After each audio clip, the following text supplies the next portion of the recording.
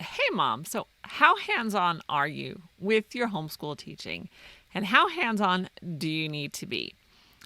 I am a second generation homeschooler and I'm homeschooling my 6 kids, and I am going to give you all the answers to that question.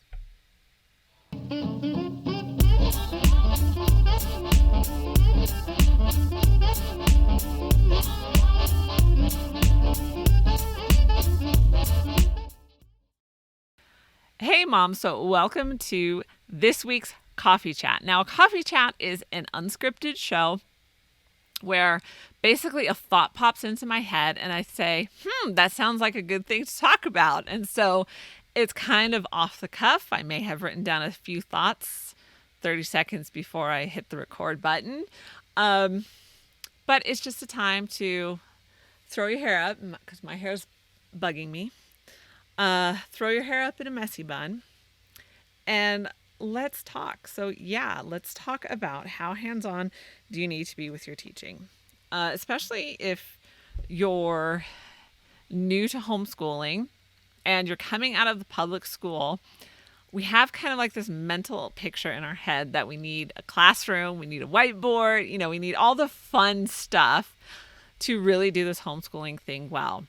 What if I told you that you actually don't need any of that and you actually don't need to teach in your homeschool? I know. So it is true though. Now, it does depend on the grades. I will say that. I wouldn't just have your kindergartner, try and teach themselves how to read. Might be a little bit frustrating and a bit confusing. But you can start from elementary school, teaching your kids to be independent learners, teaching them how to learn, teaching them to read.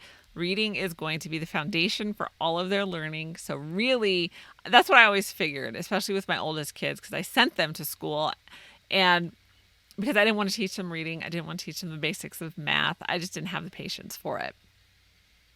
But I figured, let somebody else teach them how to read. They'll come back to me and we will be ready to go because they already know how to read.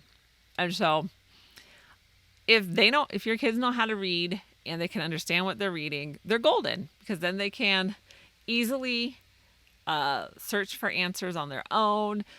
If they have a question, they can figure out the answer because they know how to read. So let's get some coffee. This is one of my new mugs. And I'm going to leave the link because, yes, I do have an Etsy store. And it says, this is my circus and these are my monkeys. I do claim them.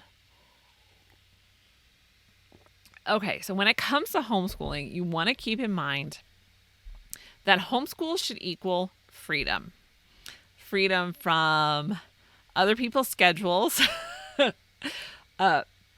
Freedom to choose what you want to learn. And, freedom to have more experiences than kids normally get in public school. And this can look different for everyone. Now, because I work as well, my freedom looks a little bit different. But I'm just grateful and happy that I have the kids home with me and that I can be home and available to them. I know all of their emotional anxiety issues that they're going through. I know where their hearts are. No one else is getting those privileges of that should come with parenting. I'm not outsourcing that part of my parenting to somebody else. So if you want these freedoms, then number one, start teaching your kids to be independent learners. And I'm not going to go into all of the steps. I do have a blog post, so I'll leave that below where I go more in depth on how to teach them to be independent learners. But this can start from a young age. And you start small. You start with something that they can accomplish on their own. So my number 5 is in first grade this year. And we're starting with math because he's at the point where, and what he's doing right now, like he can do it independently. So he may need the instruction of, you're in this lesson, do this page and then show it to me. but he is able to take the book, sit down, and do it without anyone hovering over him. So, and eventually we will get to the point where we can just tell him the lesson and he will be able to pick it up and do it without any issues. And also, if you are, now there's a couple of reasons. I should have started with these, but we'll just interject them here. If you're working from home, then you might not be able to do all the teaching. If you have a lot of kids, especially if you have an age range of kids, then some may need more of your attention, like the younger grades, as I mentioned, than your older kids. So you need to set yourself up for success. And the measure of success is if your kids can come downstairs, do their schoolwork without you telling them to do it, and get it done on their own. Now, I do follow up as far as I will grade quizzes and tests because I want to be able to track how they're doing. But from 4th grade all the way up through senior year, like they're independent. They are on their own. So I do not sit and teach. And another tool, so we created independent learners. This is why we want to create independent learners, but you can also outsource your teaching. There are so many online programs that are geared specifically for homeschooling. Now, I will just tell you, I steer clear of the ones that are like, we're here that were designed for public school, and then they realized, hey, we have another market in the homeschool, and so we're going to just interject ourselves in there. I steer clear of those because I find that there's still a public school mentality and they don't understand homeschoolers. But that's a rabbit trail. That was free. That's my 2 cents.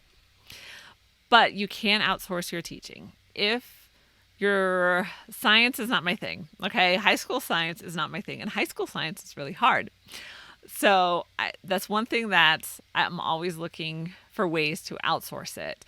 One science course that I found that I really like is Greg Landry's Homeschool Science, and I will definitely leave the link for you below.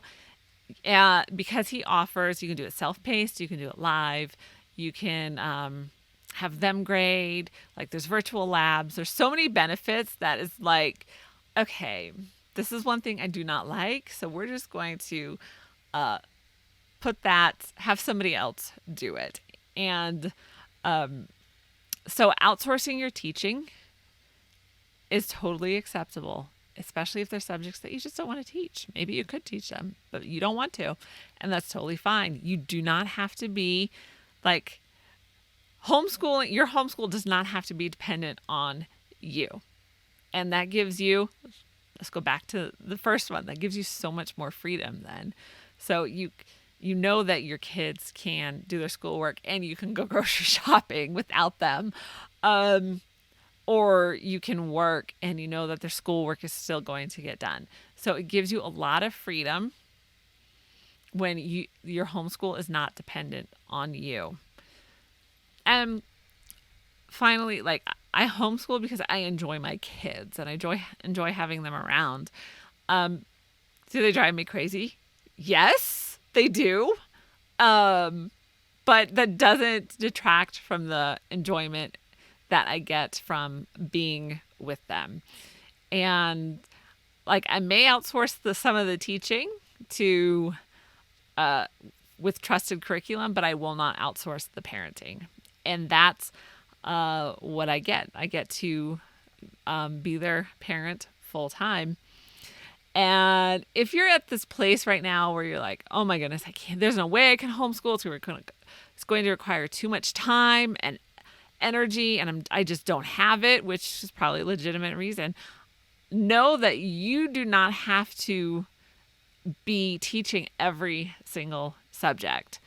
And a lot of that homeschool curriculum is designed, most of it is designed for the student to learn directly from the book. So when you're in public school, the books are not set up like that. They're created to have a teacher teach a lesson.